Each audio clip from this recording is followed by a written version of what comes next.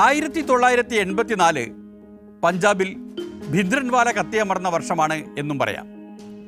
ജാട്ട് സിഖ് സമുദായക്കാരനായ ഭിന്ദ്രൻവാല ഭാര്യയെയും മക്കളെയും എല്ലാം ഉപേക്ഷിച്ച് ഒരു മതപാഠശാലയുടെ അധിപനായി കഴിയുകയായിരുന്നു.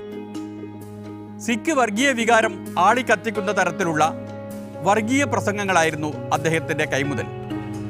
ഏതാൾക്കൂട്ടത്തിൽ നിന്നും പെട്ടെന്ന് തിരിച്ചറിയാവുന്ന വലിയൊരു രൂപവും. ഭിന്ദ്രൻവാലയെ ഉയർത്തിക്കൊണ്ടുവന്നത് സജ്ജയ് ഗാന്ധിയും സെയിൽ സിംഗുമാണെന്ന് പഞ്ചാബിലെ പത്രപ്രവർത്തകർ രേഖപ്പെടുത്തിയിട്ടുണ്ട്. അകാലിദളിൻ്റെ സ്വാധീന കേന്ദ്രങ്ങളിൽ വിള്ളലുണ്ടാക്കാനാണ് കേന്ദ്രം ഭിന്ദ്രൻവാലയെ ഉപയോഗപ്പെടുത്തിയത്.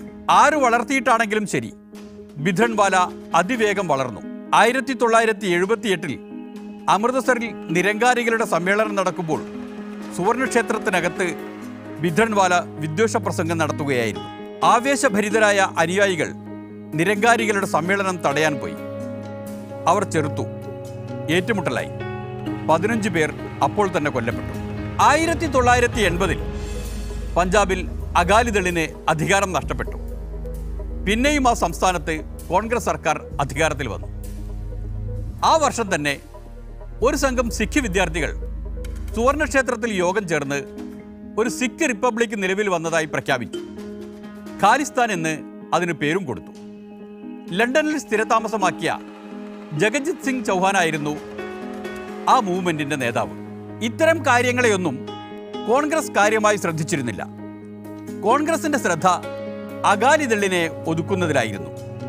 ഭരണം നഷ്ടപ്പെട്ട അകാലിദളും അക്രമത്തിൻ്റെ പാതയിലേക്ക് തിരിഞ്ഞിട്ടുണ്ട്. ഹർചരൺ സിംഗ് ലോങ്കോവാളാണ് അകാലിദളിന് ഇപ്പോൾ നേതൃത്വം കൊടുക്കുന്നത്.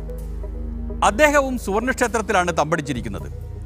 ഭിന്ദ്രൻവാലയും അതിനകത്താണ്. ഖാലിസ്ഥാൻവാദികളും അതിനകത്തു തന്നെയാണ്.